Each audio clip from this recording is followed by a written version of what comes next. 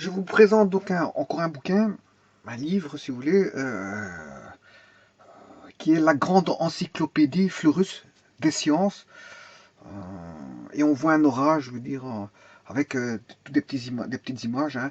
Et c'est un ouvrage de référence sur la science,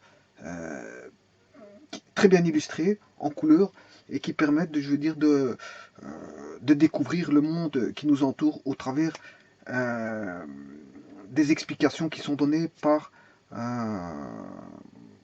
des connaisseurs de la science et qui ont étalé leur savoir au travers d'illustrations très facilement compréhensibles, qui peuvent être facilement être lues. Et on a de nombreux dessins, de nombreuses photos. Donc il est bien agrémenté de façon à ce qu'il soit bien attrayant. Voilà. Et alors bon, c'est un livre de science qui parle de beaucoup de choses, énormément, qui s'étale dans beaucoup de choses. D'ailleurs ici on voit un petit moteur. Euh, voilà, il parle un petit peu de l'atome, de l'informatique, un petit peu. Voilà, il étale la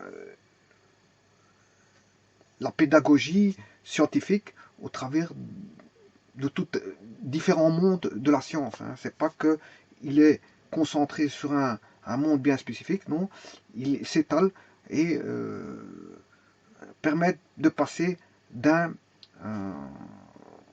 d'un thème à un autre qui se distingue complètement. Voilà. Alors bon, comme tout scientifique, c'est de découvrir un scientifique, qu'est-ce qu'il fait?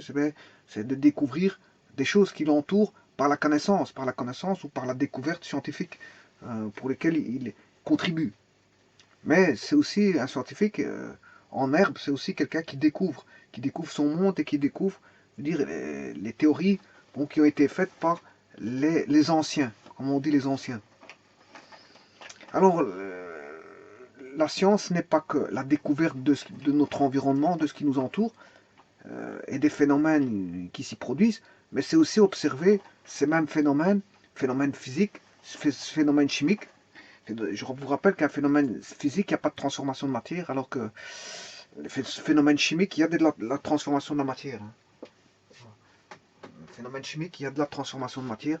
On le voit par des changements de couleur, voilà, des odeurs un peu spéciales qui font qu'on a des transformations chimiques. Voilà.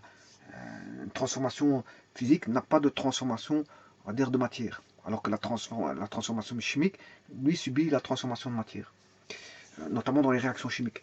Donc on retrouve de toute façon ici des explications de phénomènes physiques, physico-chimiques, puisque parfois ils s'allient ensemble pour faire voilà, des phénomènes qui vont s'allier, hein, un phénomène physique et un phénomène chimique, pour faire des phénomènes physico-chimiques. Alors, la science, c'est aussi, vous voyez bien que science s'écrit avec S, fatalement, parce que c'est tout un monde. Donc, c'est la grande encyclopédie Fleurus des sciences, très bien illustrée. Édition Fleurus, cité des sciences de je sais pas quoi, de l'industrie. Cité des sciences de l'industrie.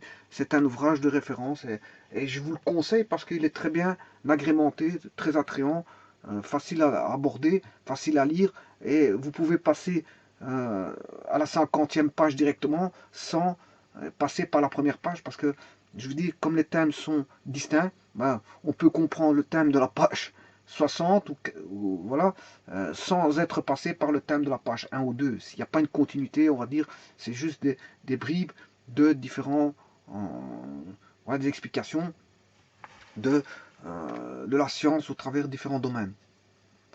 Alors, ici, vous dites c'est découvrir, c'est observer, mais c'est aussi s'amuser, parce que bon, quelqu'un qui prend plaisir à la découverte scientifique, c'est aussi qui va prendre plaisir c'est-à-dire s'amuser à découvrir, s'amuser à faire peut-être des petites expériences de soi-même ou des expériences qu'il aura vues quelque part.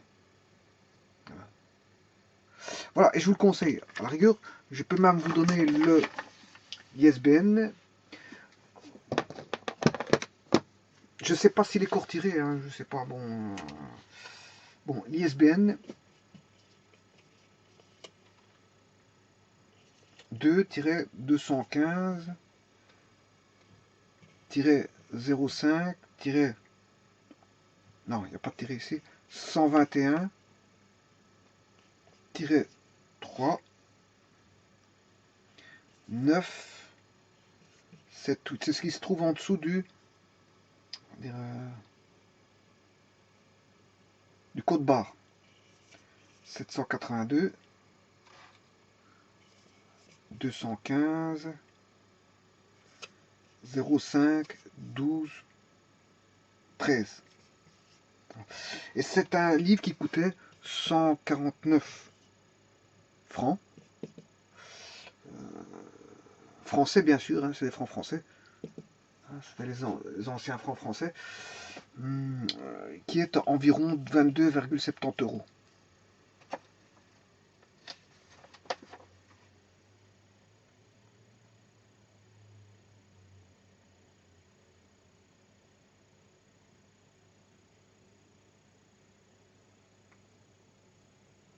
Voilà. Je vous souhaite une très bonne lecture, auquel cas où vous devriez acheter ou lire ça dans une bibliothèque ou peu importe.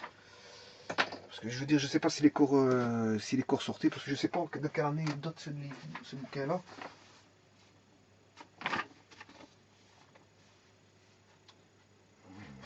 Je n'en sais pas plus. Mais comme il est mis en franc français, bon, ça doit sûrement dater. Voilà, je vous remercie.